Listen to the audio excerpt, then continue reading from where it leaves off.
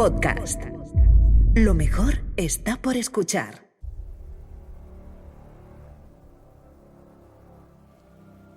Te doy la bienvenida a la última lectura de la temporada, la última lectura de la Guerra de las Galias, y en el programa anterior, para hacer un poco de recapitulación, acompañamos a Cayo Julio César en el inicio de su segunda y tremenda invasión a Britania, para la cual tuvo que construir una imponente armada de unas 600 naves, nos cuenta él mismo.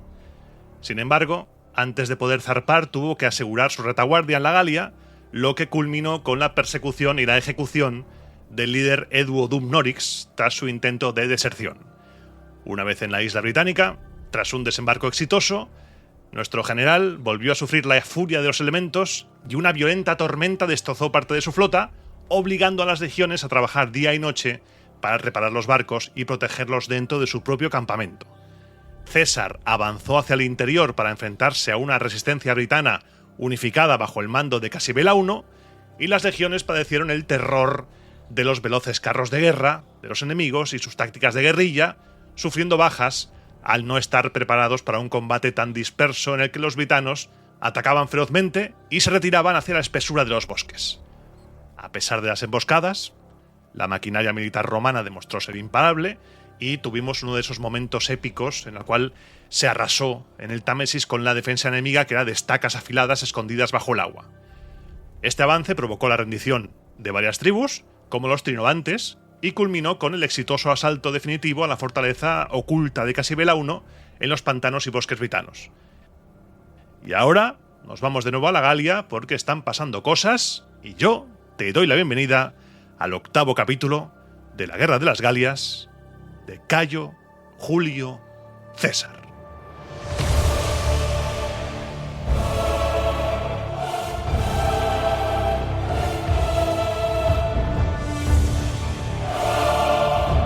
Roma Eterna, una producción de Podium Podcast con Iván Martín.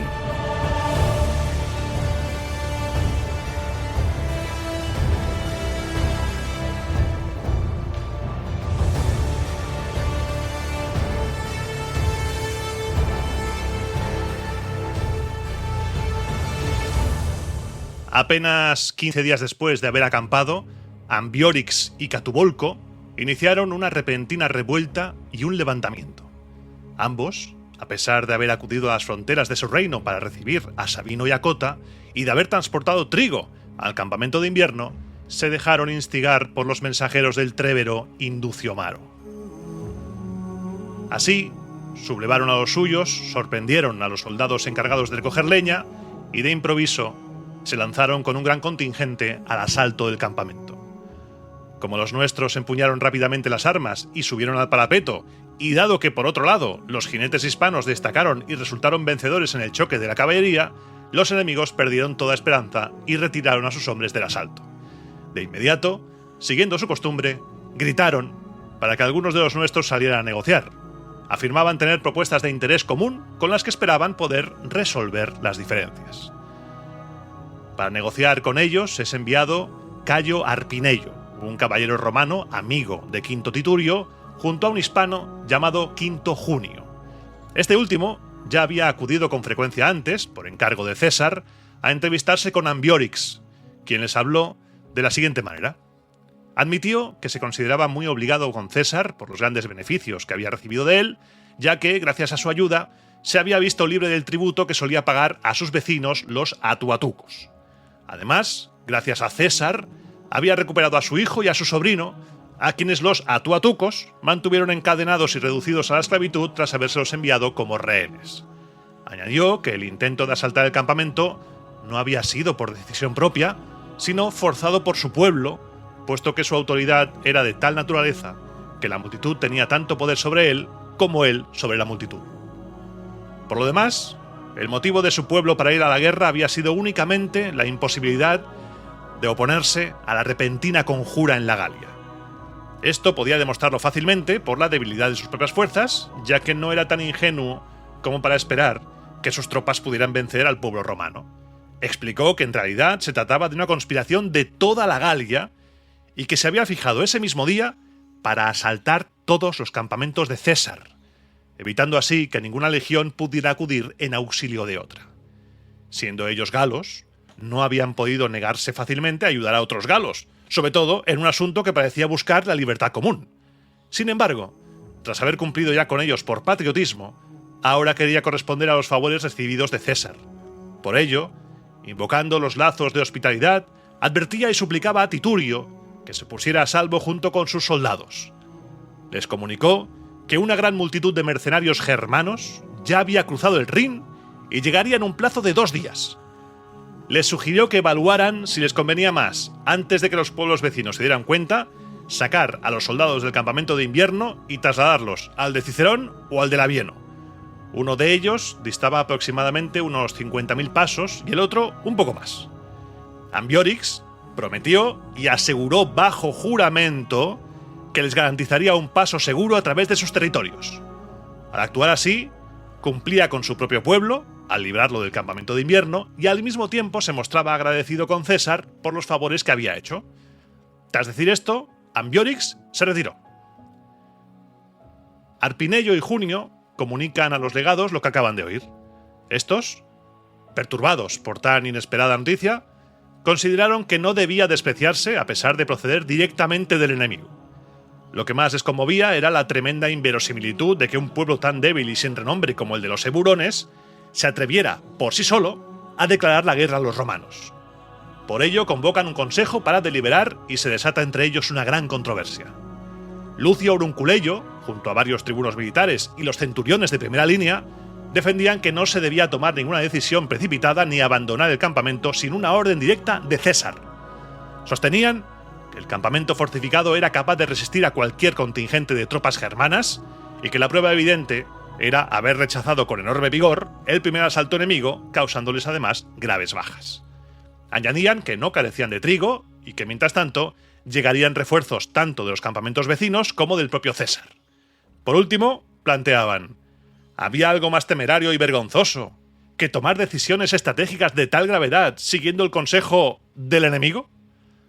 Frente a esto, Titurio protestaba a gritos, diciendo que para entonces ya sería tarde, una vez que el enemigo se hubiera reforzado con la llegada de los germanos o si alguno de los campamentos vecinos sufría un desastre. Afirmaba que la situación exigía una decisión rápida. En su opinión, César ya había partido hacia Italia. De otro modo, los carnutes no se habrían atrevido a asesinar a Tasgecio, ni los eburones marcharían contra el campamento con tanta arrogancia si él estuviera en la Galia. Sostenía que no se estaba fiando de la palabra del enemigo, sino de los hechos. El Rin estaba cerca. Los germanos seguían furiosos por la muerte de Ariovisto y por nuestras victorias pasadas, y la Galia entera ardía en deseos de venganza al verse sometida al pueblo romano tras sufrir tantos agravios, lo que eclipsaba su antigua gloria militar. Por último, añadía: ¿quién podía creer que Ambiorix se habría embarcado en una acción semejante sin una certeza absoluta de éxito? Su postura, según él, era segura en cualquier escenario. Si no ocurría nada de lo que temían, llegarían sin peligro a la legión más cercana. Si toda la Galia se aliaba con los germanos, la única salvación dependía de la rapidez. En cambio, ¿qué futuro ofrecía el plan de Cota y de quienes lo apoyaban? Un plan que, aunque evitaría el peligro inmediato, implicaba con toda certeza el horror del hambre ante un asedio prolongado. Tras debatirse intensamente en uno y otro sentido, y viendo que Cota y los oficiales de mayor rango mantenían una firme oposición, Sabino exclamó: «Salid con la vuestra, si tanto os empeñáis», y añadió en un tono de voz mucho más alto para que gran parte de la tropa pudiera oírlo: «No soy yo el que más teme a la muerte entre vosotros. Los soldados lo verán. Si ocurre una catástrofe, te pedirán cuentas a ti, porque si tú lo permites, pasado mañana se habrán unido al campamento más próximo para compartir con sus compañeros la suerte de la guerra, en lugar de morir por el hierro o por el hambre, abandonados y aislados de los demás».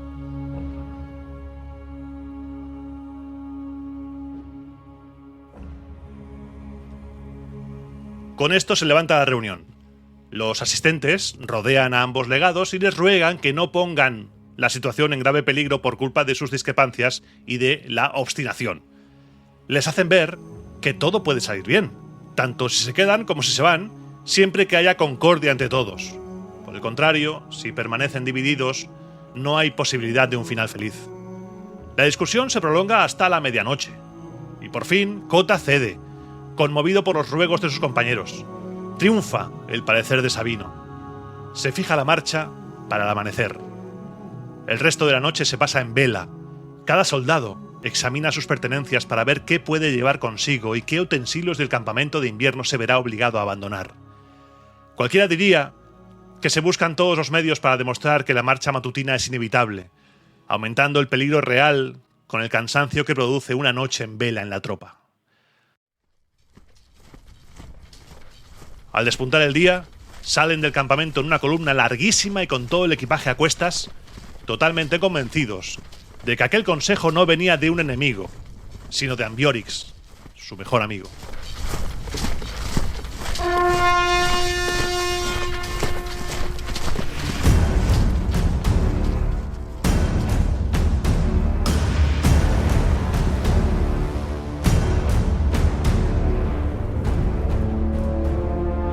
Pero los enemigos, habiendo deducido por el tumulto y el alboroto nocturno que los romanos se disponían a marchar, tendieron una doble emboscada en los bosques.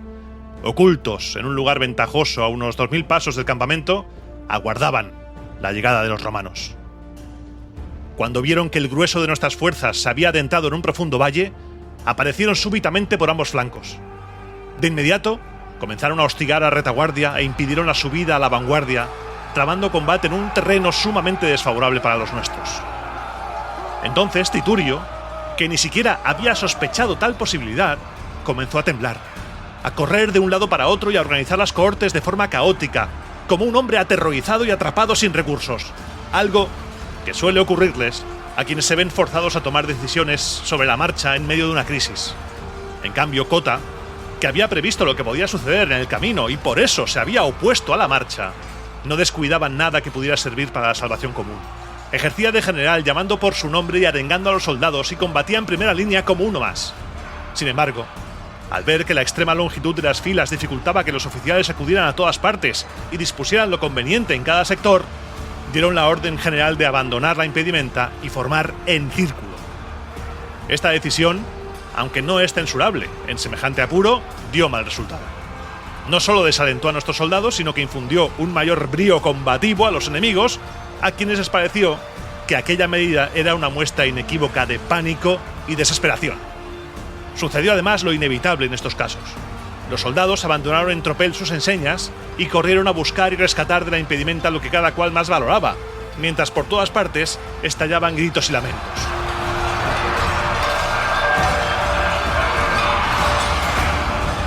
En cambio, los bárbaros demostraron una gran entereza y presencia de ánimo. Sus jefes dieron la orden estricta a todo el ejército de que nadie abandonara su puesto. Les aseguraron que el botín era suyo, que los despojos de los romanos estaban reservados para ellos, pero que debían comprender que todo dependía exclusivamente de la victoria. Los nuestros, a pesar de verse abandonados por su general y por la fortuna, lo apostaban todo a su propio valor. Cada vez que una cohorte arremetía con ímpetu, caía en ese sector un gran número de enemigos. Al darse cuenta de esto, Ambiorix ordena a los suyos que disparen desde lejos sin acercarse demasiado y que, siempre que los romanos carguen, retrocedan. Les explica que gracias a la ligereza de sus armas y a su constante entrenamiento, podrían causarles graves bajas para luego perseguirlos en cuanto intentaran regresar a la protección de sus enseñas. Los bárbaros cumplieron a rajatabla esta orden. Cada vez que una cohorte salía del círculo y atacaba, los enemigos se retiraban a toda prisa. Debido a este movimiento, ese flanco del círculo quedaba necesariamente desguarnecido, momento en el que llovían proyectiles sobre el lado que quedaba al descubierto. Después, cuando los nuestros intentaban replegarse al lugar donde habían salido, se veían rodeados tanto por los enemigos que habían retrocedido como por los que se habían mantenido cerca. Si por el contrario, pretendían defender la nueva posición que habían alcanzado, no tenían margen para hacer valer su valor ni podían, al estar tan apiñados, esquivar los proyectiles que les lanzaba semejante multitud. A pesar de verse agobiados por tantas adversidades y por las numerosas heridas recibidas, seguían resistiendo. Y pasada ya gran parte del día, habiendo combatido sin tregua desde el amanecer hasta las 2 de la tarde, no cometieron ninguna acción que pudiera deshonrarlos. En ese punto del combate, un venablo atravesó ambos muslos a Tito Balbencio, un hombre valeroso y de gran prestigio que el año anterior había sido primipilo. Quinto Lucanio, centurión del mismo rango, murió luchando heroicamente al intentar socorrer a su hijo, que estaba cercado por los enemigos. El propio legado Lucio Cota, mientras iba de una cohorte a otra arengando a todos los cuerpos de la línea, recibió un violento impacto de honda en plena cara. Aterrorizado por la gravedad de la situación, Quinto Titurio divisa a lo lejos a Ambiorix mientras este anima a los suyos y decide enviarle a su intérprete, Neo Pompeyo, para suplicarle que les perdone la vida a él y a sus soldados.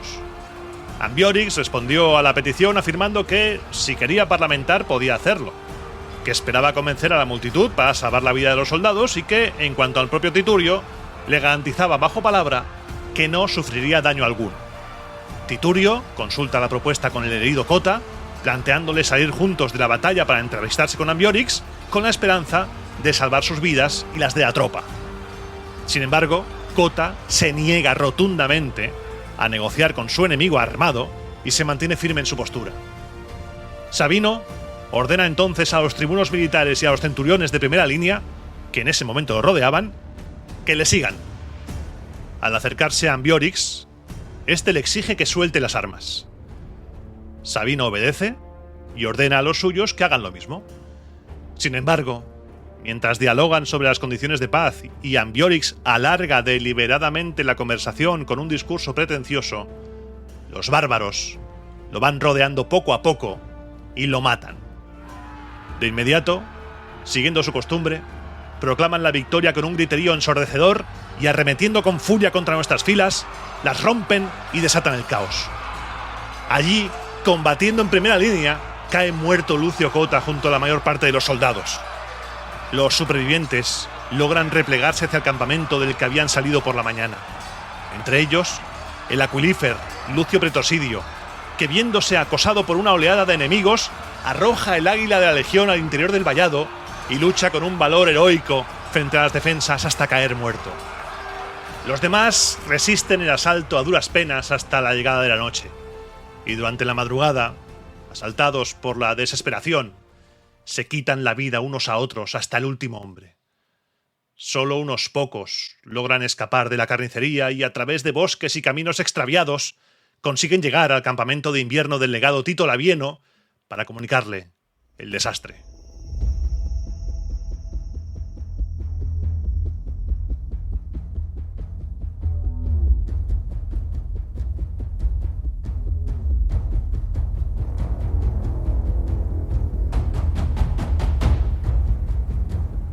Ambiorix, crecido por el éxito de esta victoria, marcha de inmediato con su caballería hacia el territorio de los atuatucos, que eran fronterizos con su reino.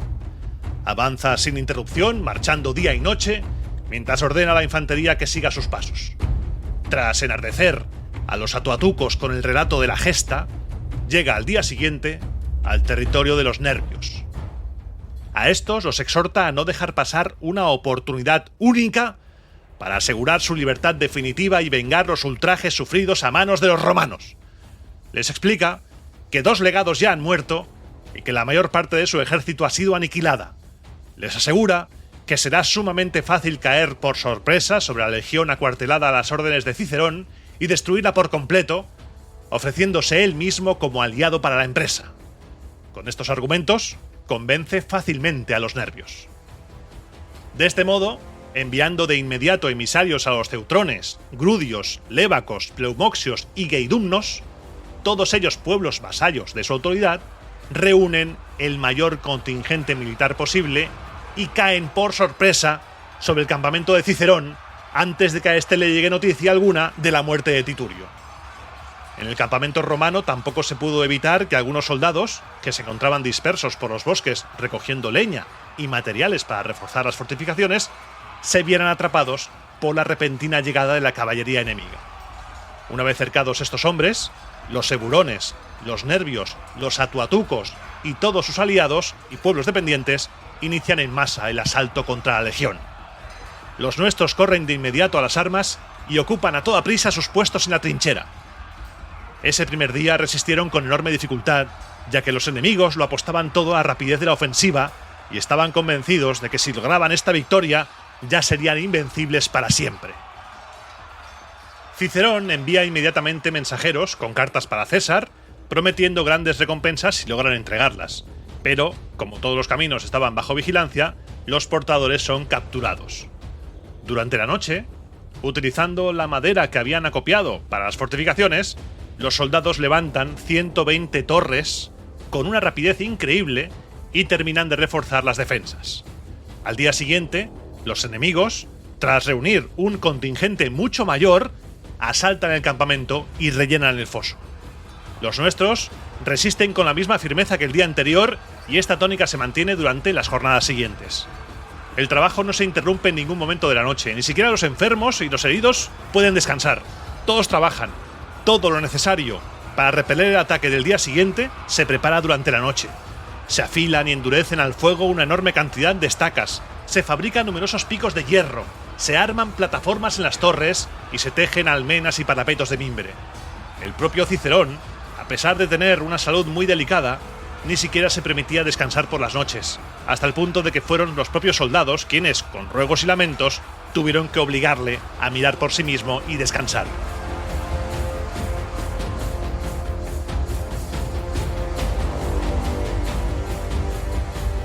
En ese momento, los jefes y notables de los nervios, que tenían cierta relación y lazos de amistad con Cicerón, manifiestan su deseo de entrevistarse con él. Una vez concedido el permiso, repiten exactamente los mismos argumentos que Ambiorix había trasladado a Titurio. Afirman que toda la Galia está en armas, que los germanos ya han cruzado el Rin y que tanto el campamento de César como los de los demás legados se encuentran bajo asedio. Le informan además de la muerte de Sabino, señalando al propio Ambiorix para dar credibilidad a sus palabras. Sostienen que es un error absurdo esperar auxilio de quienes se encuentran en una situación igualmente desesperada. No obstante, aseguran que su consideración hacia Cicerón y hacia el pueblo romano es tal que su única objeción es que pasen el invierno en su territorio, pues no desean que esto se convierta en una costumbre establecida. Por lo tanto, le ofrecen abandonar el campamento sin sufrir hostigamiento alguno y marchar con total libertad hacia donde deseen. A todo esto, Cicerón respondió con una sola premisa: que no era costumbre del pueblo romano aceptar condiciones de un enemigo armado. Añadió que, si estaban dispuestos a deponer las armas, podían utilizarlo como mediador para enviar emisarios a César, confiando en que, dada la clemencia del general, obtendrían lo que solicitaran. Al ver frustrada esta expectativa, los nervios rodean el campamento con un vallado de 10 pies de altura y un foso de 15 pies de profundidad. Habían aprendido estas técnicas de asedio al observar a los nuestros en los años anteriores y gracias además a las instrucciones de algunos prisioneros del ejército romano que retenían. Sin embargo, al carecer por completo de las herramientas de hierro adecuadas para este tipo de trabajos, se veían obligados a cortar los bloques de tierra con sus espadas y a retirar la tierra con las manos y en sus propios mantos. De este hecho se pudo deducir la inmensa cantidad de hombres que componía su ejército, pues en menos de 3 horas completaron una fortificación de 15.000 pies de perímetro. En los días siguientes continuaron levantando torres de la misma altura que nuestro vallado y fabricando hoces murales y testudos, técnicas que también habían asimilado de los cautivos romanos.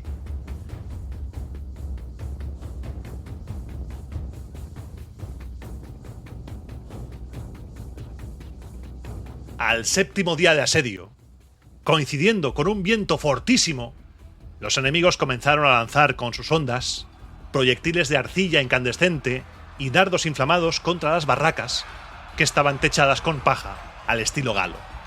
El fuego prendió rápidamente en las construcciones y por la fuerza del viento se propagó al instante por todo el campamento romano. Los enemigos, lanzando grandes gritos como si ya tuvieran la victoria asegurada, comenzaron a arrastrar las torres de asedio y los testudos y a escalar el vallado. Sin embargo, fue tal el valor de nuestros soldados y su entereza que, a pesar de verse envueltos por las llamas, abrumados por una lluvia incesante de proyectiles y sabiendo que todas sus pertenencias y fortunas estaban quemando, nadie abandonó su puesto en la empalizada. Es más, prácticamente ninguno volvió la vista atrás. Al contrario, Todos combatían con el mayor brío y determinación. Esta fue sin duda la jornada más penosa para los nuestros. Con todo, el balance final fue desastroso para los enemigos, que sufrieron más bajas y heridos que cualquier otro día, ya que se apiñaban a pie del propio vallado y la retaguardia impedía la retirada de la vanguardia. Cuando las llamas cedieron un poco, los enemigos lograron aproximar una torre de asedio por un sector hasta hacerla tocar el vallado. En ese momento, los centuriones de la tercera cohorte se retiraron de su posición con todos sus hombres y con gestos y gritos comenzaron a provocar a los bárbaros, invitándolos a entrar si se atrevían, pero ninguno de ellos se arriesgó a cruzar. Entonces, bajo una lluvia de piedras que les caía desde todas partes, los enemigos fueron repelidos y su torre acabó incendiada. Había en esta legión 2 centuriones de un valor extraordinario, listos para ascender a los primeros rangos: Tito Pulón y Lucio Boreno. Ambos mantenían una rivalidad constante por ver quién demostraba mayor mérito, y año tras año se disputaban los ascensos con un encendido espíritu de emulación. Pues bien, en el momento más encarnizado del combate junto a las fortificaciones, Pulón dijo: «¿A qué esperas, Boreno? ¿Cuándo piensas demostrar tu valor? Este día decidirá nuestra disputa». Dicho esto, salta de las fortificaciones y arremete contra los enemigos en el punto donde los ve más apiñados. Boreno tampoco se queda entonces al abrigo del vallado, sino que, temiendo el desprecio de todos, le sigue de inmediato. Al recortar distancias, Pulo lanza su pilum contra el enemigo y atraviesa a uno de los bárbaros que avanzaba corriendo. Mientras la línea protege al herido con sus escudos, todos cierran el paso a Pulo lanzándole una lluvia de proyectiles.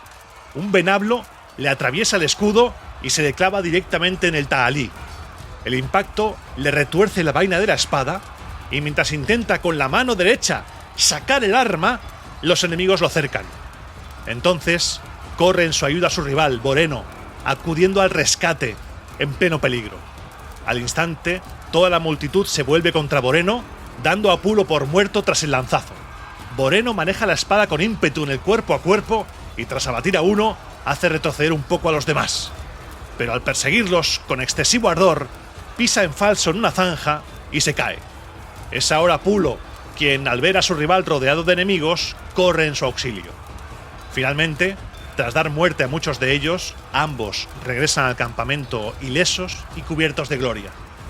La fortuna manejó de tal modo su rivalidad y disputa que ambos adversarios se salvaron la vida mutuamente en el peligro, sin que fuera posible decidir cuál de los dos aventajaba al otro en valor.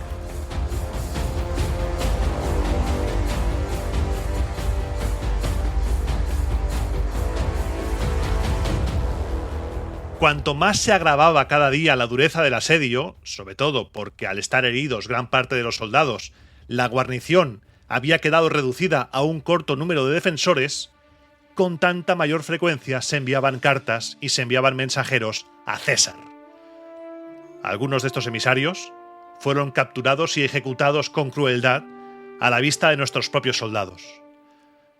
Había en nuestro campamento un nerbio de noble cuna llamado Verticón, que ya al principio del asedio se había refugiado con Cicerón y le había dado grandes pruebas de lealtad.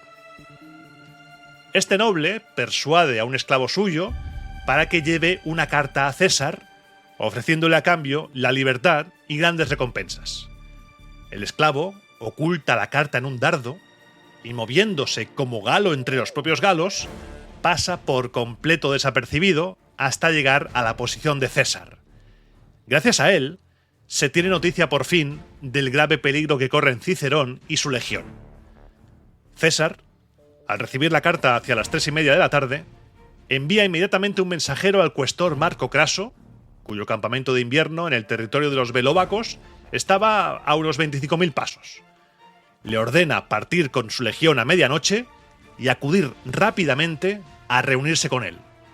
Craso se pone en marcha tan pronto como le llega el aviso. Al mismo tiempo, César envía otro mensajero al legado Cayo Fabio, ordenándole marchar con su legión hacia los territorios de los atrébates, por donde él mismo planeaba avanzar. También escribe a Labieno, para que, si puede hacerlo sin comprometer su posición, acuda con su legión al territorio de los nervios. César resuelve no esperar al resto del ejército por hallarse a una distancia excesiva, pero moviliza unos 400 jinetes de los cuarteles de invierno más próximos. Hacia las 3 de la mañana, César supo, por sus exploradores, que Craso ya se aproximaba y ese mismo día avanzó 20.000 pasos. Entregó el mando de Samaróbriva a Craso y le dejó una legión, ya que allí quedaban los bagajes del ejército, los rehenes de distintos pueblos, los documentos públicos y todo el trigo que se había mandado almacenar para el invierno. Fabio, cumpliendo las órdenes recibidas, se unió a la marcha con su legión sin perder tiempo. Labieno, por el contrario, que ya conocía la muerte de Sabino y la matanza de sus cohortes, se encontraba rodeado por todas las tropas de los tréveros. Temía que si abandonaba el campamento de forma similar a una huida, no podría resistir el ímpetu de los enemigos, especialmente al saber que estaban creciditos por su reciente victoria. Por ello responde por escrito a César, explicándole el enorme peligro que correría si sacaba la legión del campamento, le detalla minuciosamente lo acaecido en tierra de los Eburones y le informa de que todas las fuerzas de infantería y caballería de los tréveros se hallan asentadas a solo 3.000 pasos de su posición. César, respaldando la resolución de Labieno, asimiló que su expectativa de reunir 3 legiones se reducía ahora a 2. Sin embargo, consideraba que la rapidez de movimientos era el único factor que podía salvarlos a todos. Así, llega a marchas forzadas al territorio de los Nervios, donde los prisioneros le informan minuciosamente de la situación de Cicerón y del grave peligro que corren. En ese momento, persuade a uno de sus jinetes galos, mediante grandes recompensas, para que lleve una carta a Cicerón. La escribe empleando caracteres griegos, evitando así que en caso de ser interceptada, el enemigo pudiera descifrar nuestros planes. Le instruye para que, si no logra acceder directamente al campamento, arroje un dardo al interior de las fortificaciones con la carta atada a la correa.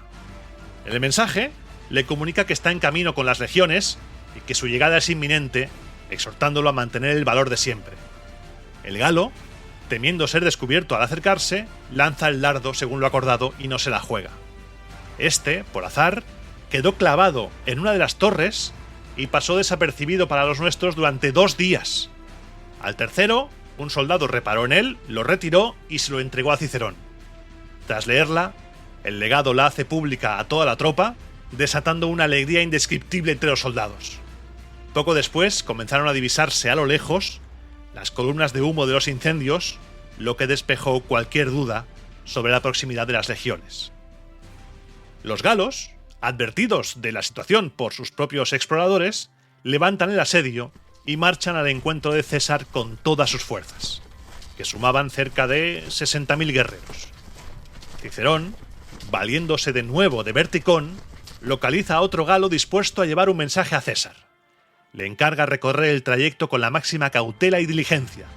La carta informaba a César de que el enemigo había abandonado el cerco y marchaba en masa contra él. Tras recibir esta notificación cerca de la medianoche, César la comparte con los suyos y los arenga para el combate. Al amanecer levanta el campamento y tras avanzar unos 4.000 pasos, divisa a la multitud enemiga al otro lado de un valle por el que corría un arroyo. Era sumamente peligroso presentar batalla con tropas tan reducidas en un terreno tan desfavorable. Además, sabiendo que Cicerón ya estaba libre del asedio, consideró que no había necesidad de precipitarse.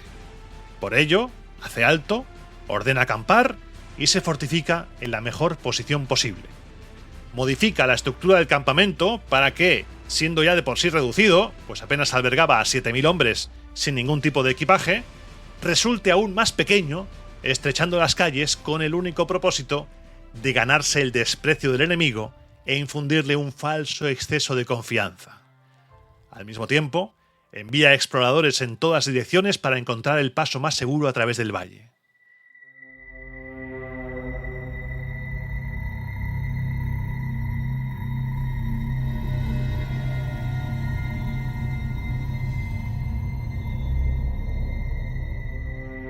Durante esa jornada, los combates se limitaron a pequeñas escaramuzas de caballería junto al arroyo, manteniéndose ambos ejércitos en sus respectivas posiciones.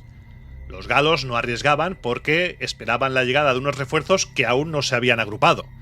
César, por su parte, buscaba atraer al enemigo a su propio terreno, fingiendo pánico, para así forzarlos a cruzar el valle y entablar combate frente a su campamento. De no conseguirlo, planeaba cruzar él mismo el valle y el arroyo con menor riesgo, una vez exploradas a fondo las rutas. Al rayar el alba, la caballería enemiga se aproxima al campamento y entabla combate con la nuestra. César ordena deliberadamente a sus jinetes que retrocedan y se replieguen al interior de las defensas. Asimismo, manda reforzar el vallado exterior aumentando su altura, obstruir las puertas y ejecutar todas estas obras con el mayor desorden y simulando un absoluto estado de terror. Los enemigos, animados por lo que veían, cruzan con sus tropas y las despliegan para la batalla en un terreno desfavorable. Al ver que los nuestros se retiraban incluso del vallado, se aproximan todavía más hasta el punto de lanzar dardos desde todas direcciones al interior de las fortificaciones. Además, valiéndose de sus pregoneros, anuncian públicamente que cualquier galo o romano que desee pasarse a sus filas antes de las 9 de la mañana puede hacerlo con total seguridad, pero que pasado ese plazo no se admitirá a nadie. Llegó a ser tal su desprecio hacia los nuestros que, viendo las puertas bloqueadas solo en apariencia con una simple hilera de adobes de césped y creyendo que por allí no podían abrirse paso, comenzaron unos a demoler el vallado con las manos y otros a rellenar los fosos. Entonces César, ordenando una salida impetuosa por todas las puertas y dando rienda suelta a la caballería, pone rápidamente en fuga al enemigo, de tal manera que ni un solo hombre intentó hacer frente. Los nuestros abatieron a un gran número de ellos y obligaron a todos los demás a soltar las armas.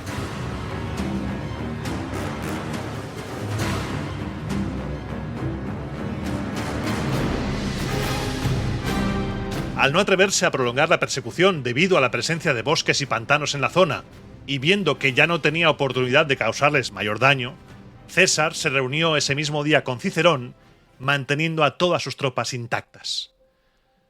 César queda asombrado ante las torres, los manteletes y las complejas obras de fortificación que el enemigo había logrado levantar.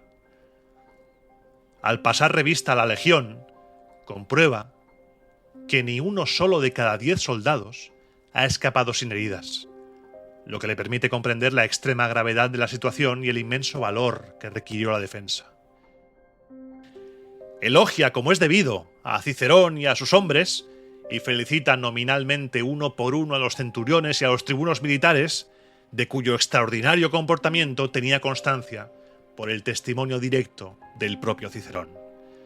A través de los presos, obtiene detalles más precisos sobre el desastre de Sabino y de Cota.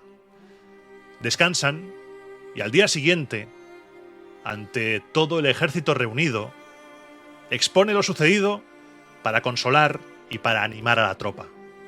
Les infunde el mensaje de que la derrota sufrida por la culpa e imprudencia del legado debe sobrellevarse con total serenidad, más aún cuando, al haberse vengado el descalabro gracias al favor de los dioses inmortales y a su propio valor, ni a los enemigos les ha durado mucho la alegría, ni a ellos una afrenta tan dolorosa. Mientras tanto, la noticia de la victoria de César llega a oídos de Labieno a través del territorio de los remos con una rapidez increíble. A pesar de que el campamento de Cicerón distaba unos 60.000 pasos de su posición y de que César no había llegado allí hasta pasadas las 3 de la tarde, antes de la medianoche ya se escuchaba un gran clamor a las puertas del cuartel de Labieno. Eran los remos, que festejaban la victoria y acudían a felicitarlo. Al divulgarse esta noticia entre los tréberos, Induciomaro, que ya había decidido asaltar el campamento de Labieno al día siguiente, huye, amparado por la noche, y repliega a todas sus tropas hacia su propio territorio. César ordena a Fabio que regrese con su legión a sus cuarteles de invierno, mientras que él resuelve pasar la estación fría con otras 3 legiones en los alrededores de Samaróbriva, distribuidas en 3 campamentos distintos. Ante levantamientos tan graves en la Galia, decide permanecer en el frente en persona durante todo el invierno. De hecho, una vez difundido el desastre y la muerte de Sabino, casi todos los pueblos galos tramaban la guerra, enviando emisarios y embajadas en todas direcciones para averiguar las intenciones de las demás, decidir por dónde comenzar las hostilidades y convocar asambleas nocturnas en parajes aislados. No hubo un solo día, en todo aquel invierno, en que César estuviera libre de preocupación, ya que continuamente recibía informes sobre los planes y sublevaciones de los galos. Entre ellos había un tal Lucio Rostio, a quien había confiado el mando de la 13ª Legión, comunicándole que nutridos contingentes de los pueblos galos llamados armóricos se habían concentrado con la intención de asaltarlo. De hecho, se encontraban a poco más de 8.000 pasos de su campamento cuando, al recibir la noticia de la victoria de César, se retiraron de forma tan precipitada que su repliegue pareció una auténtica fuga. Sin embargo, César, convocando a los principales notables de cada pueblo, logró mantener en la obediencia a gran parte de la Galia, alternando severas advertencias a quienes se había implicados en las intrigas con llamamientos a la calma a los demás. A pesar de ello, los senones, que constituyen uno de los pueblos más poderosos y de mayor prestigio de la Galia, acordaron en asamblea ejecutar a Cabarino, a quien César había impuesto como rey y cuyo hermano Moditasgo ocupaba el trono a la llegada de los romanos, tal y como antes lo habían hecho sus antepasados. Como Cabarino sospechó el complot y logró huir, lo persiguieron hasta las fronteras, despojándolo de su reino y de su patria. Tras el suceso, enviaron emisarios a César para disculparse, pero cuando éste les exigió que compareciera ante él todo su senado, desobedecieron la orden. Influyó tanto en aquellos hombres bárbaros el ejemplo de los promotores de la rebelión y cambió hasta tal punto las voluntades de todos que, a excepción de los eduos y los remos, a quienes César trató siempre con especial consideración, a los primeros por su antigua y constante fidelidad al pueblo romano y a los segundos por sus recientes servicios en las campañas de la Galia, casi no quedó pueblo alguno que no resultara sospechoso. Algo que, bien mirado, tal vez no deba extrañarnos, tanto por otros muchos motivos como, sobre todo, porque aquellos hombres, considerados los más destacados del mundo en gloria militar, se sentían profundamente dolidos por haber perdido su antiguo prestigio hasta el punto de verse obligados a someterse al dominio de los romanos.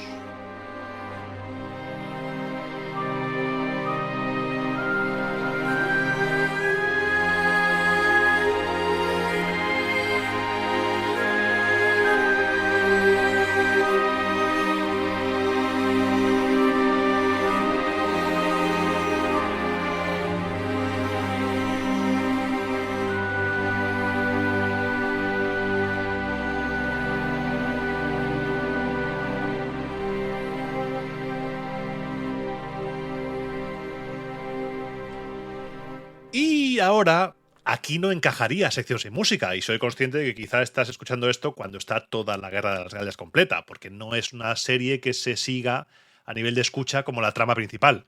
Pero es que es el último programa de la temporada regular como tal, la lectura esta.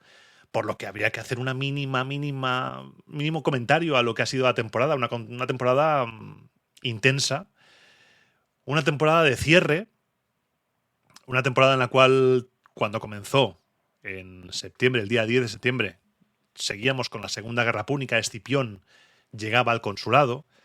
Este año hemos vivido la batalla de Zama, hemos vivido el enfrentamiento entre Escipión y Aníbal, hemos vivido también la caída de Sífax, cómo Masinisa recuperó su trono, la guerra contra Filipo, ahora está comenzando la guerra contra Antíoco, y ha sido una temporada de cierres, porque para mí la Segunda Guerra Púnica, y ahora viene el momento de estos de sección sin música que no te esperas, de abrirse para mí, la Segunda Guerra Púnica ha sido muy importante en el podcast, ya lo sabes, cuando comenzó el programa de Sagunto coincidió con el fallecimiento de mi padre, y la Segunda Guerra Púnica ha sido todo mi proceso de cierre, de vivir con ello, trabajar en ello, asumirlo, una pérdida importante, inesperada y que supuso un terremoto familiar.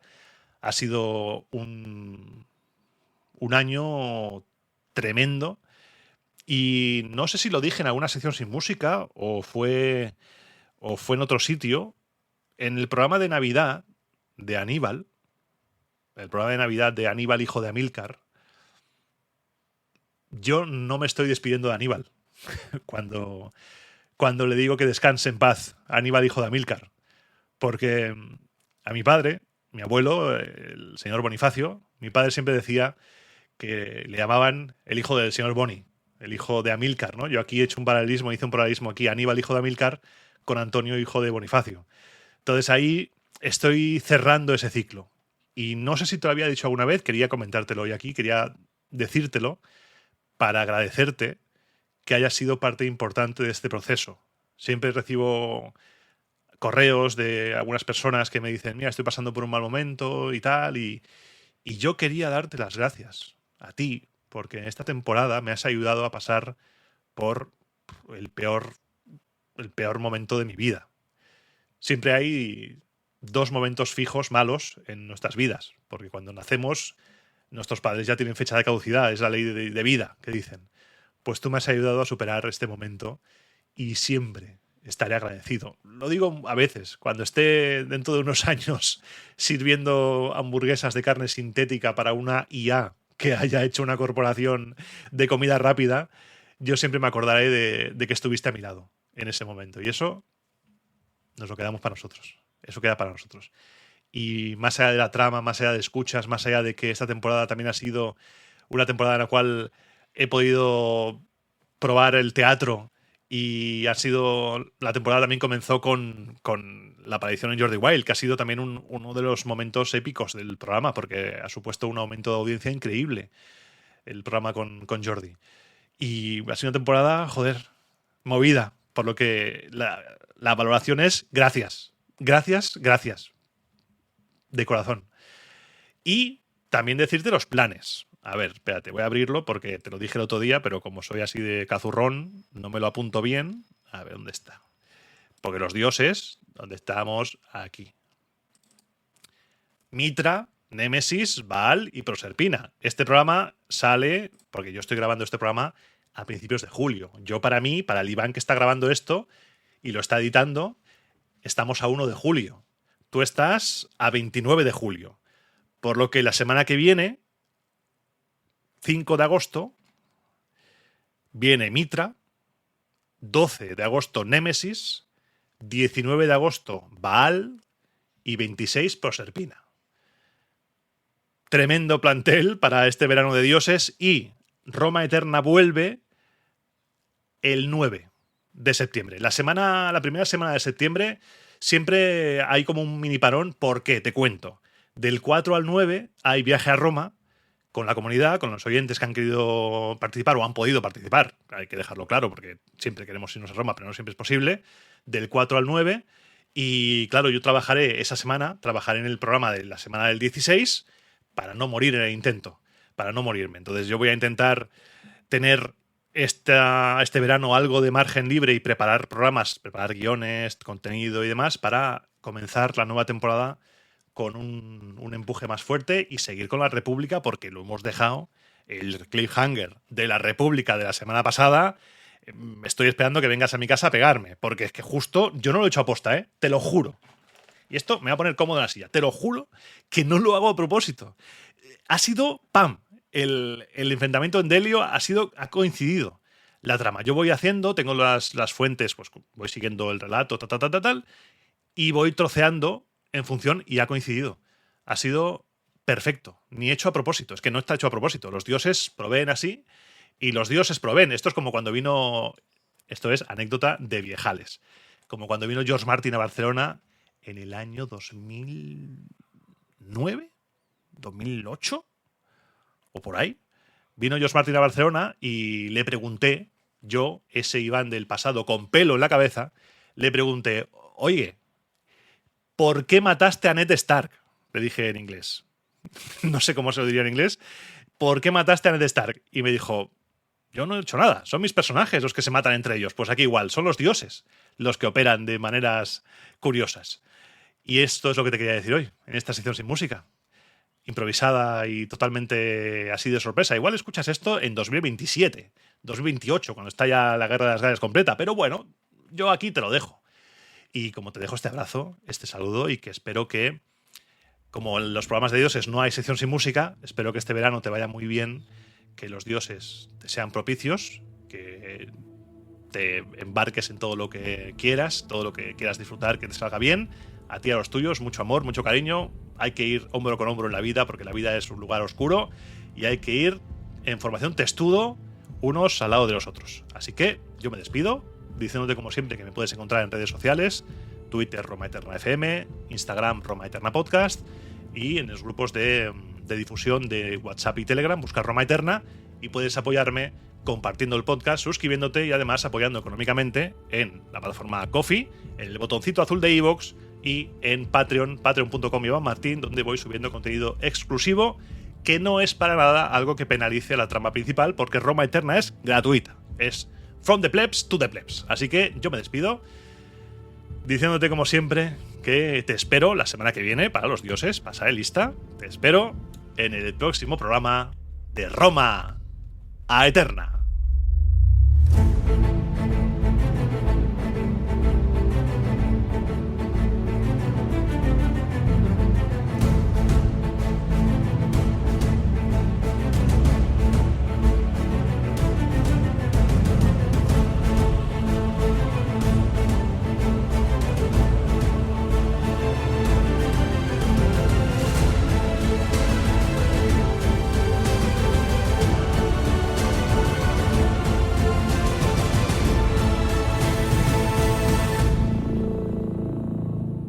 Y hoy no hay sección sin música, sección de sin música, así que vámonos, vamos, que esta gente tendrá que cenar, vámonos, o comer, o da igual, depende de la hora que tú estés escuchando esto. Un fuerte abrazo y te espero con los dioses, ¿eh? Te espero con Mitra la semana que viene, ahí estamos. No vamos a matar ningún toro, no se va a herir a ningún animal y tampoco se va a castrar a nadie, ni va a haber sacrificios de niños este verano, porque me parece que con Baal vamos a tener que hablar de eso. Quizá los hay, quizá no los hay. Son los niños de Schrödinger. Ya veremos. Un fuerte abrazo, te espero este verano. Hasta luego.